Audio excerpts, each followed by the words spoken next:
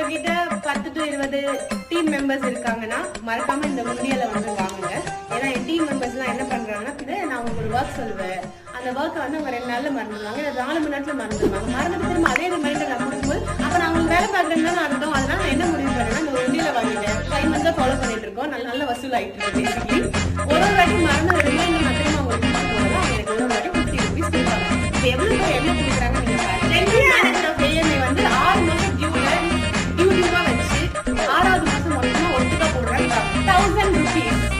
Yes please.